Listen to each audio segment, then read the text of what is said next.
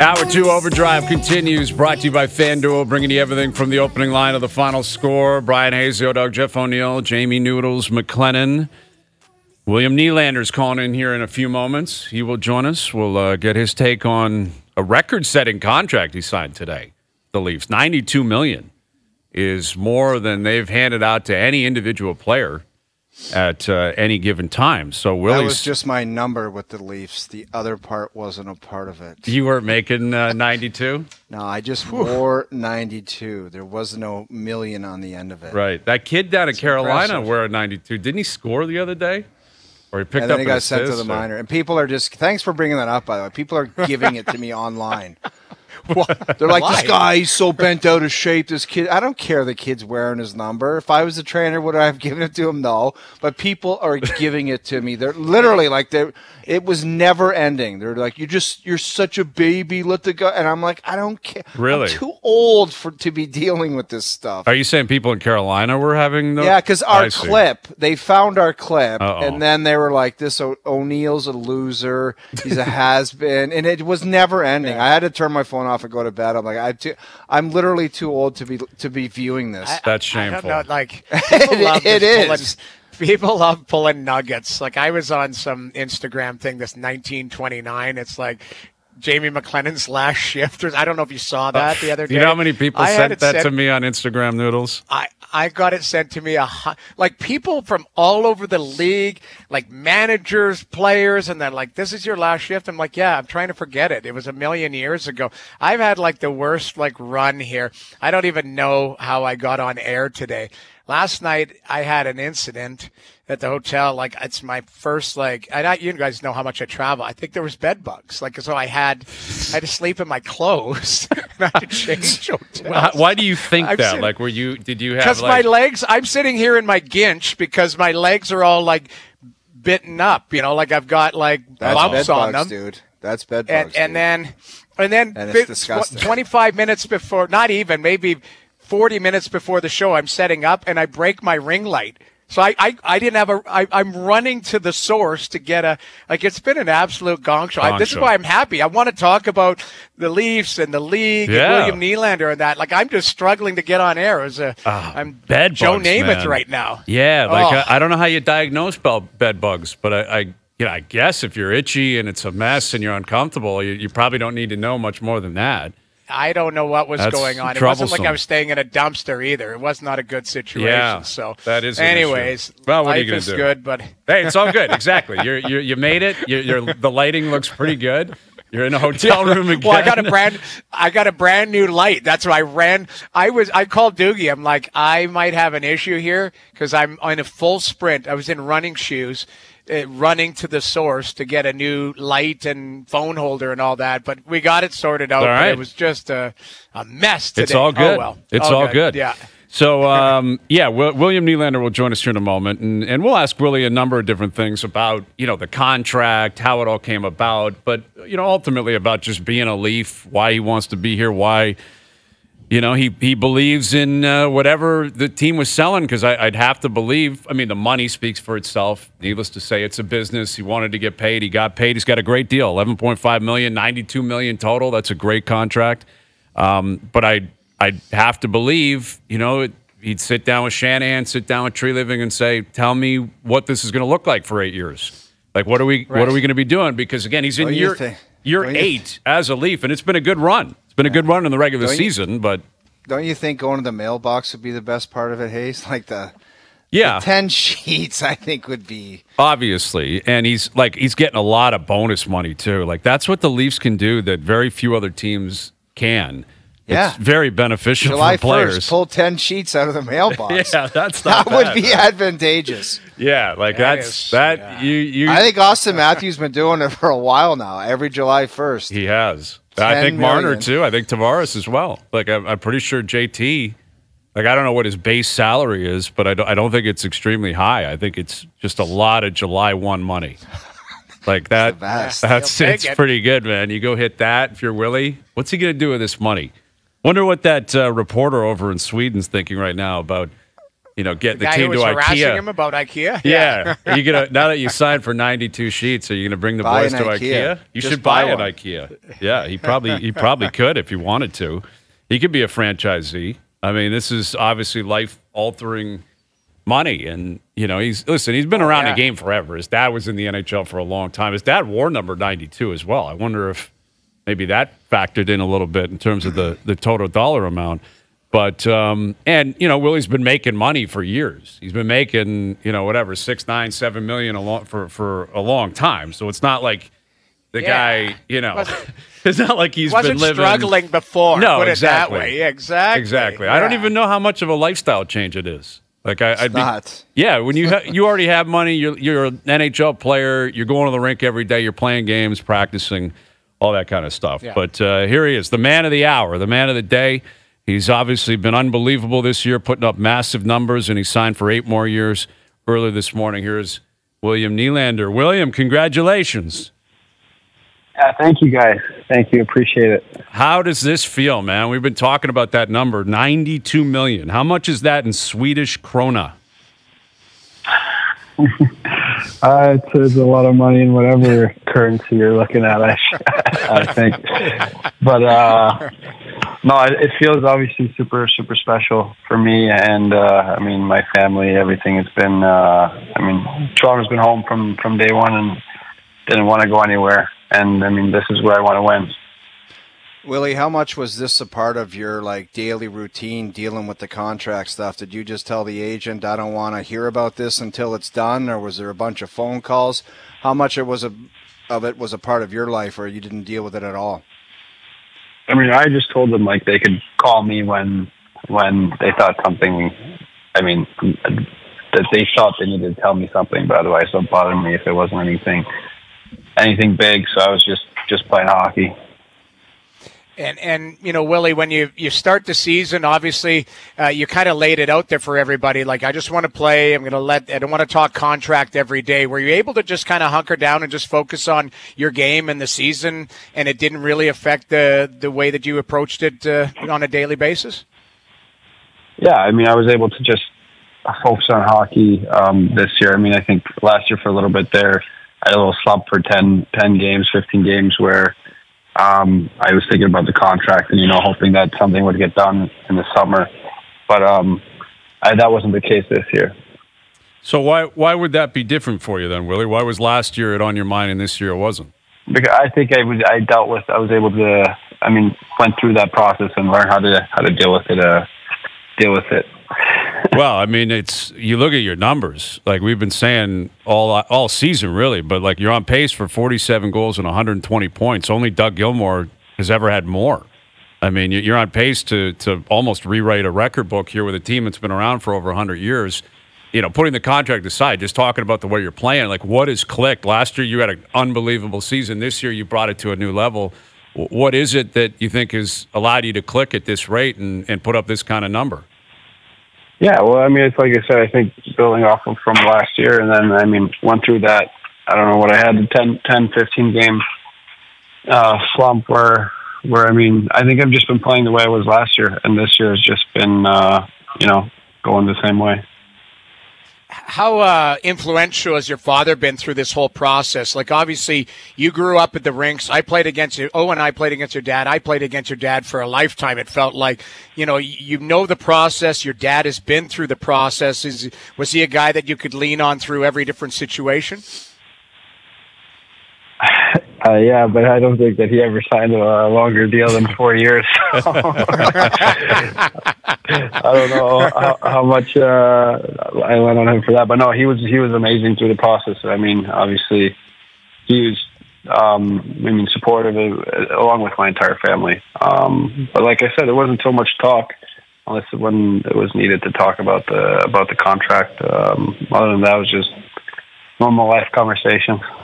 With William Nylander. So obviously, the finances are a big part of it. No trade, no move, bonus structure, all that kind of stuff. Then that's why you have an agent, and your agent will call you up, like you said, if there's something big to talk about. But in terms of your interactions with Brad Treliving and Brendan Shanahan, how much of the focus for the future is about winning a Stanley Cup? How much of it was tell me what the plan is and how we find a way to get a cup to Toronto. Well, I mean, that's the reason why I wanted to stay here, is because this is where I believe we're going in the right direction to win, and I mean, this is where I want to win. So, and I think that they have shown. I mean, me and other players that this is what they want to do and what their goal is, and I mean, we're going to build towards that and get there. Well, with 8 more years to go, I mean, that's a lifetime. Yet you're into year 8, I believe, as a Leaf. I mean, it's pretty wild how quickly it goes. I remember we had you around the table at the rookie tournament in London. That would have been 8 or 9 years ago. Yeah, and now. Oh yeah, you know, no, it's crazy. Yeah, I mean, going from playing with the Marlies in the AHL, and I mean, hopefully finishing, I mean, a long career in Toronto would be something very special. Well, and obviously, you know, we'll see how it all plays out, and we know your focus and the team's focus will be on a cup, but on an individual level, you're already 14th all-time in points, and, you know, you're 503 points back of Matt's. Obviously, Matthews is pursuing that. Marner's pursuing that. But, like, do you allow yourself to envision that, Willie? Like, 8 years down the road, I know it's a long time, but you end up playing 16 years here, you're probably going to rewrite the record books here. You're talking jersey retirements, all that kind of stuff. Like, how enticing is that to you?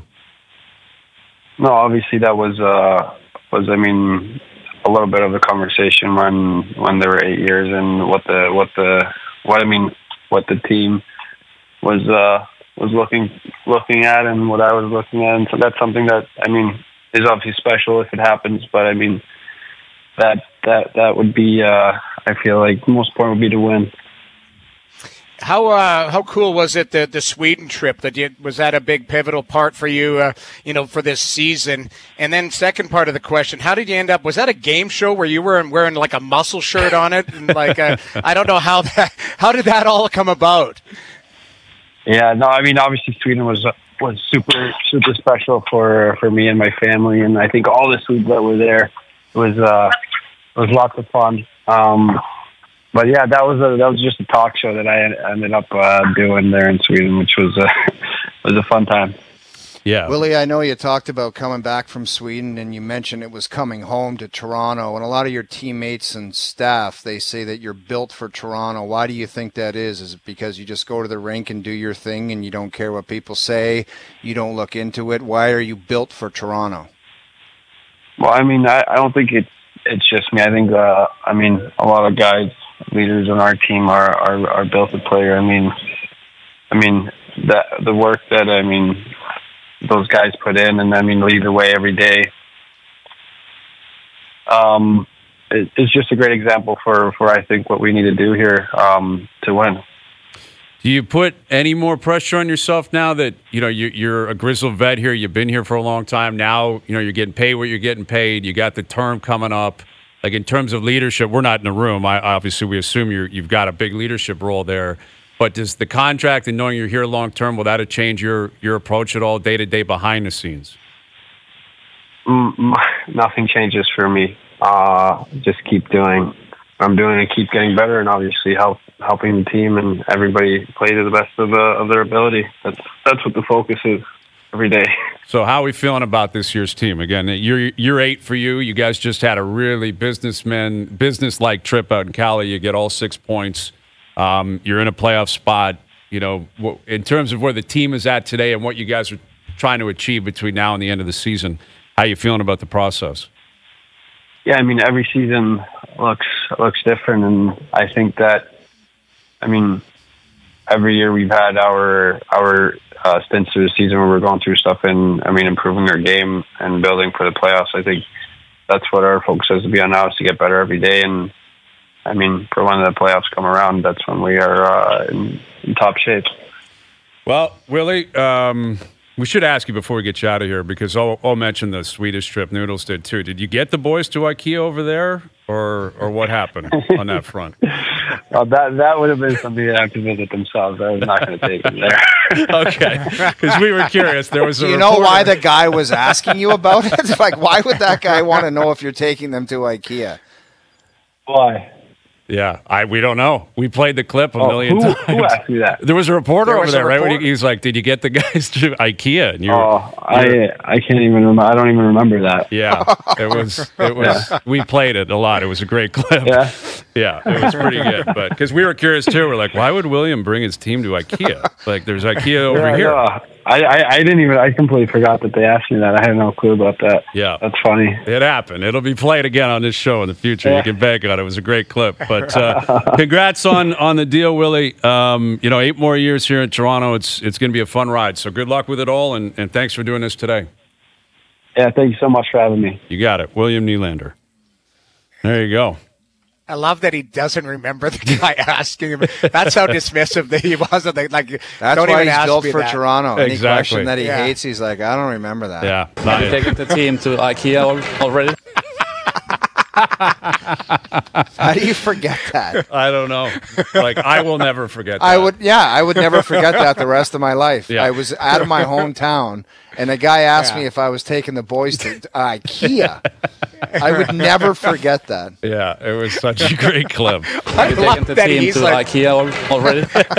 I love that he's perplexed. He's like, what? Yeah, he's like, why would I do that? He legitimately forgot all about it. Yeah. So I have no idea why that guy would ask that. That's how little I thought of the question. I've already moved on with my life. But it's interesting. Really he said, last year he may have had a bit of a contract conundrum, like thinking I'm getting to July 1 and, I got to keep things on the rails. And this year, like if you've watched Nylander play, the guy has been a rock star every single game. Like it's been from day one. He has not. And over the course of 8 years, he's going to have slumps. Like, been very good, Hayes. It's been very good. It's not a guy that's crossing the blue line and taking wrist shots on net for shot volume or anything like that.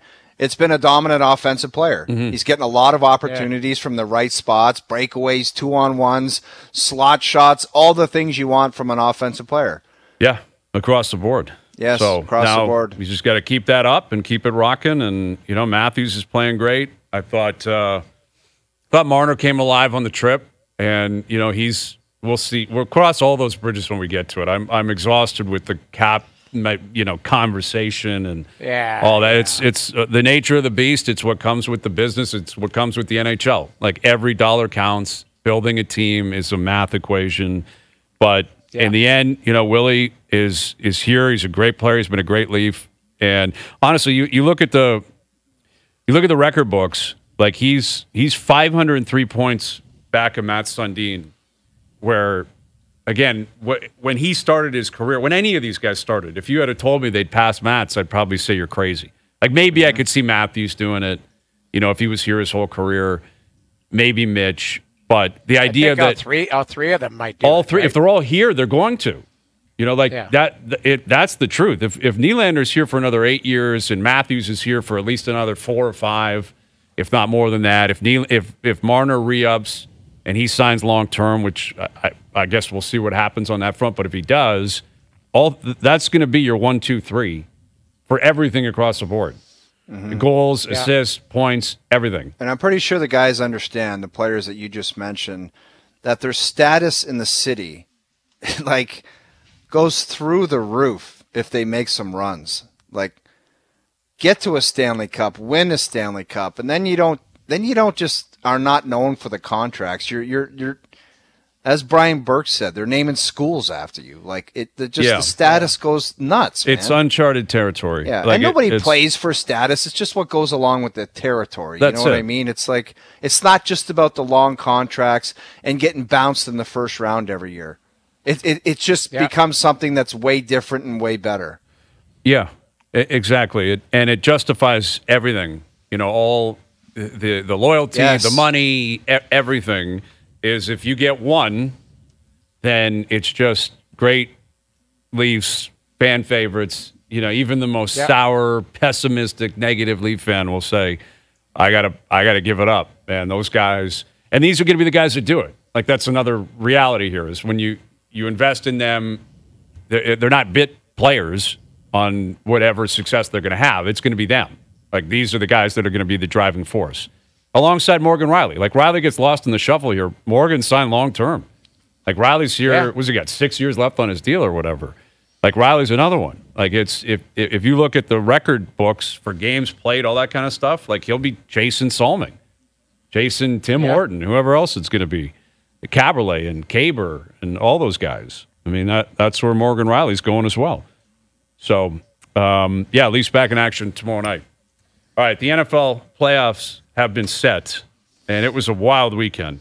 Missed opportunities. The Eagles have got people buzzing how bad they look. Ooh, dude, I'm sorry. They are a mess. How did they go from 10-1 to they hate their coach and they're a disaster? Well, yeah, I can tell you how. You lose 5 of your last 6. Dude, I get it, but is it really that bad? Maybe they're not the team that lost 5 of the last 6, and maybe they're not the ones that went 10-1. But that's the most overreaction organization I've ever seen. Like, you can't hate that coach now and think that he's garbage and he's got to go. Can you? I agree. They look very disjointed. Admittedly, defensively in particular, they look awful. But you're right. Nick Sirianni was a legend 6 weeks ago. A legend. 6 weeks ago, the guy was, brought him to a Super Bowl. They're 10-1. Love this guy, and now all of a sudden he stinks and he's got to go. I mean, it's come on. I want to go over with Luke the transaction. What game was it that was out of hand? It was Winston that punched it in. Atlanta Falcons and New Orleans Saints. The coach wanted to sucker the Saints coach. The coaches had because they scored with like 20 seconds left and they were beating them. Look at this. Well, I know. It's like, did you need to do that? You know what's wild? Jameis Winston was in there, and he was obviously in there for Derek Carr. This guy was fit. I watched this live. He was like, that was mad. Oh, yeah. And the coach of the Saints is telling him, he's like, I was calling for a victory formation, and I guess Jameis Winston after the game said it was a team decision to go against the coach and score the touchdown. And then 2 hours later, that coach from Atlanta got fired. Yes, he did. And now they're saying that they should cut Jameis Winston before the playoffs. Because it's insane. That whole transaction, watching that like serious talk about that? Well, because again, he went on the record and said that that they did it against the coach's orders, effectively.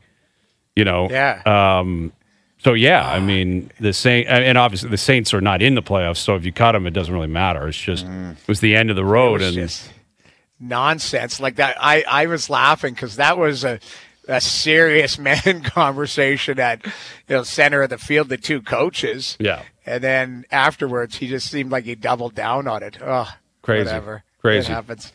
Anyway, all right, Luke is coming up. His take on the Bills win last night. What does he make of the Dolphins? What's up with the Eagles? Who's got the best chance of making the Super Bowl as we turn the page from the regular season to the playoffs? So we'll get to that. Chris Johnston later this afternoon. Overdrive continues. TSN 1050 and on TSN 4. All right, Luke Willson coming up here in just a moment. Chris Johnston later this afternoon. Our best bet's brought to you by FanDuel. And it was a great season with my partsy, Hayes. I don't know what to say. Yeah. I had Al's brother last year. Wasn't a ton of fun. Not this, pretty much the same experience for you. No. But I had a great year with my parts. And one common denominator there. Yeah. I'll tell you what. Al's brother. He is under the gun in the playoffs to come up with some W's because he's had 2 regular losing seasons, and a lot of them is his information not go. You know how many people stop me in the street and they're like, I fade that guy and make millions. That's just not true. Dude, it's true. That's not true. Millions. And because they claim the information comes out and they fade it. Well, I hope they weren't fading him this weekend because we went 3-0, right? And a lot of that was because of Al's brother and his information. But I will say he's a phenomenon. Like, everywhere I go, people are stopping them. They either ask, who the hell is Al's brother, or who is Al? And then I have to explain the guy's name actually wasn't Al. And it's a long that's story. A whole different animal. I had family from animal. Arizona, and they saw me on TV with Al's brother in the middle. And that was the first question I got when I got home. She's like, who's that guy's brother? Or what is the... And I'm like, who's Al? Don't even go there. It's like, it's not Al. He's not his brother. It's very confusing. No. And then beyond that, it's like, so what's up with this guy and his tremendous information? Like I was at the gym this morning, and I was talking to people, and they were like, Great to have you here. Good to see you. That's the second Jim this morning. I'm just pointing out. I'm just saying. Really. So what happened? You just said New Year's resolution. By the way, it's the New Year's resolution. You met my life coach, and he owns one. It's like this is a popular time to show up. Yeah. The question is, we'll see. I think I'm going to make it. It was a lot more discussion today. It was Planet Fitness. It opened up. I was down there, and they were asking. They're like, "What's up with Al's brother? Do you think he can pick winners in the playoffs?" And I said, "I think he can." And but I'm more interested I don't have a choice. In what got you there. You just said, "I'm going to start cracking iron." Yeah, there's a combination of different reasons for it, but I'll tell you more as we get going. Don't you worry about that. All right, Luke's coming up here. Is Luke with us? What is he doing? I think there might have been something. Can I guess? No. You never step on the scale. Did you did you just put a toe on there and go, I don't like what I'm seeing, or was there something going on? Yeah, it's a combination of a number of different things. It is a lifestyle choice that